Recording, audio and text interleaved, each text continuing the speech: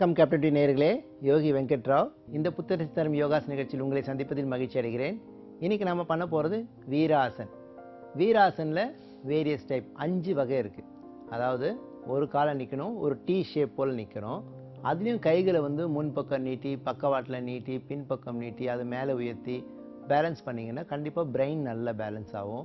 ஒரு ஃபோக்கஸ், உங்களுடைய நேர்மையான அந்த பார்வை, தொலைநோக்கு பார்வை சொல்லுவாங்க இல்லையா, அந்த மாதிரி உங்களுடைய கான்சன்ட்ரேஷன் அப்படியே நிற்கும். அதே போல் உங்களுடைய கால் நல்ல ஸ்ட்ரென்த்துன்னு கிடைக்கும். அது ஒரு கால் நிற்கிறதுனால இடுப்பு எலும்பு ஒரு பக்கம் அழுந்தோம், லெஃப்ட் பண்ணும்போது லெஃப்ட் பக்கம் அழுந்தோம்.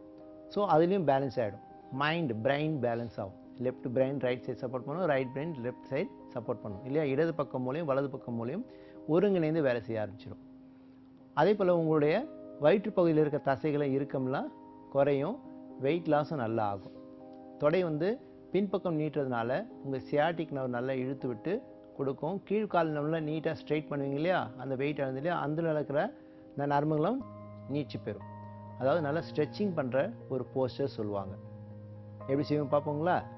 நேர்களே, இந்த வீராசனம் நின்று செய்யும் ஆசன வகையை சேர்ந்தது, திரிகோணாசன வகையும் சேர்ந்தது. நம்ம ஏற்கனவே இந்த ஆசனம் பண்ணி காமிச்சிருக்கேன். அதில் ஒரே ஒரு நிலை, கைகள் மட்டும் முன்பக்கம் நீட்டுறது, கால் பின்னால் நீட்டுறது மட்டும் செஞ்சு காமிச்சோம். இப்போ நம்ம பண்ண போகிறது வேரியஸ். அதில் என்னென்ன டைப்லாம் இருக்குன்னு பார்ப்போம். முதல்ல எப்பவுமே வீராசன் பண்ணும்போது நீங்கள் கால் அகட்டி வச்சு அந்த பொசிஷன் வரணும் இல்லையா, அதுக்காக நீங்கள் ஜம்ப் பண்ணி நிற்கிறீங்க இல்லையா. ஒரு முறை இடது பக்கம், ஒரு முறை வலது பக்கம் பண்ணணும்.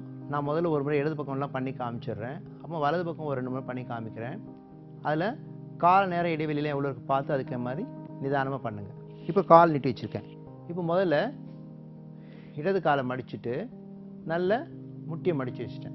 இப்போ கைகளை பக்கவாட்டில் உயர்த்திட்டு மெதுவாக முட்டி மடித்த பக்கம் திரும்பிட்டேன் நல்லா. இப்போது டாப் சைடில் நமஸ்கார் வச்சுட்டேன். இப்போ மூச்சை விட்ட நிலையில் முன்பக்கம் சாயிறேன். மெதுவாக சாய என்னுடைய பின்னங்கால் அப் பண்ணிகிட்டே வரேன் இல்லையா. இப்போ பின்னங்கால் ஸ்ட்ரைட் பண்ணுறேன், முன்னங்காலும் ஸ்ட்ரைட்டாக இருக்குது, பாடி பேலன்ஸாக இருக்குது. என்னோடய ஃபோக்கஸ் ஒரே இடத்துல இருக்குது, ஸ்ட்ரைட்டாக இல்லையா. இப்போ என்ன பண்ணுறேன், மெதுவாக என் கையை பக்கவாட்டில் விரிச்சிட்டே வரேன்.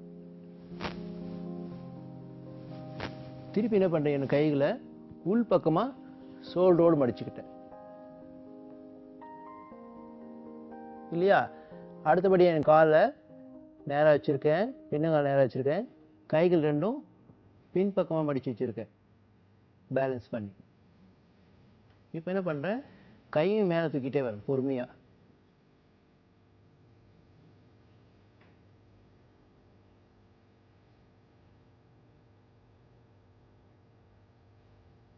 இப்போ நீங்கள் காலை பின்னாடி வச்சுட்டு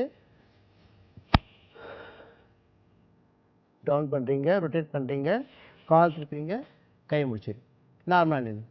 இப்போ இந்த ஒரு கால் மட்டும் வச்சு நீங்கள் அழுத்தம் கொடுத்தீங்க. இதை நீங்கள் ஒவ்வொரு முறையும் பண்ணிவிட்டு இறக்கி பண்ணலாம், அல்லது மொத்தமாக ஒரே நேரத்துலையும் பண்ணி முடிச்சிடலாம். இப்போ நான் இடது கால் பண்ணீங்களா, வலது கால் பண்ணும்போது பாருங்கள், நிறுத்தி நிதானமாக பண்ணுறேன். இப்போ முதல்ல காலை அகட்டி வச்சுட்டேன், பொசிஷன் வந்துட்டு. இப்போ என்ன பண்ணுற மாதிரி என்ன, வலது காலை திருப்பிட்டேன், நீயை நல்லா பெண்ட் பண்ணிக்கிட்டேன், ஹேண்ட்ஸ் அப் பண்ணிக்கிட்டேன், ஷோல்டர் வரைக்கும் நல்லா அகட்டி வைங்க. அப்போ தான் அந்த ஷோல்டர்லாம் நல்லா ஸ்ட்ராங் நல்லா வரும், ஸ்ட்ரென்த்து நல்லா வரும்.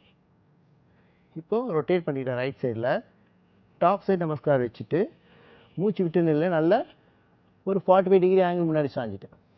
இப்போ முன்பக்கம் காலை ஸ்ட்ரைட் பண்ணுறேன், பின்பக்கம் காலை மேலே வைத்திட்டே வந்தேன். இடது கால் நல்லா மேலே வைத்தி இருக்குது, என்னோடய ஃபோக்கஸ் ஸ்ட்ரைட்டாக இருக்குது. இது ஃபஸ்ட்டு லெவல். இப்போ மேடம் கையை டவுன் பண்ணிவிட்டு ஹேண்ட்ஸ் டவுன் பண்ணிக்கோங்க. இப்போ கைகளை மடித்து வச்சுட்டு ஷோல்டர் நல்லா பிடிச்சிக்கணும், அழுத்தமாக பிடிச்சிக்கணும். மீண்டும் மூச்சு விட்டு நிலையில் முன்னாடி சாஞ்சிட்டே வந்தேன், முன்னங்கால் ஸ்ட்ரைட் பண்ணுறேன், பின்னங்காலை நல்லா உயர்த்துறேன்.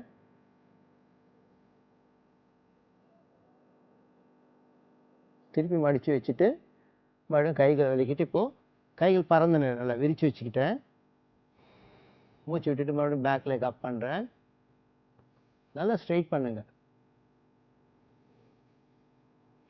திருப்பி மடித்த நிலை கீழே விட்டுட்டேன், மறுபடியும் இப்போ கை ரெண்டும் பின்பக்கம் கட்டிக்கிட்டேன். மூச்சு விட்டு நிலை கால் அப் பண்ணிட்டே வரேன், நிதானமாக ஸ்ட்ரைட் பண்ணுறேன்.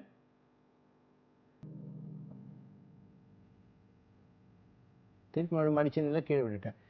இப்போ யோக முத்திரை நிலையில் பண்ண போகிறேன்.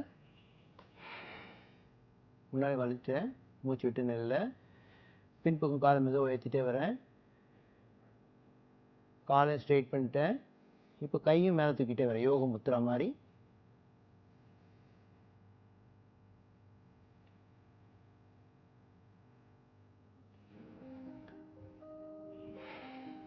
இப்போ என்ன பண்ணுறீங்க, நார்மலாக ஷோல்டர் ரொட்டேட் பண்ணுறீங்க, நீ ஸ்ட்ரெயிட் பண்ணுறீங்க, ஃபீட் ஸ்ட்ரெயிட் பண்ணி கொஞ்சம் ரிலாக்ஸ் தண்டாசன் இல்லைங்க. இது மாதிரி பண்ணும்போது உங்களுக்கு கொஞ்சம் கால் கொஞ்சம் அழுத்தமாக இருக்கிறதுனால ரொம்ப நேரம் நிற்கிறதுனாலையும் கால் வலிக்கும். இதுக்கு கான்ட்ரா இண்டிகேஷன்ஸ் பண்ணணுன்னா நீங்கள் வஜ்ராசனம் தான் பண்ணணும். நல்லா ஹார்ட் பீட் ஹையாக இருக்கும், தட தடன்னு ஓடும், ரத்த ஓட்டம் உடம்புலாம் நல்லா பாயும். கொஞ்சம் ரிலாக்ஸ் பண்ணுங்கள், வஜ்ராசன நிலையில் உட்காந்துக்கோங்க, ரிலாக்ஸ் பண்ணுங்கள்.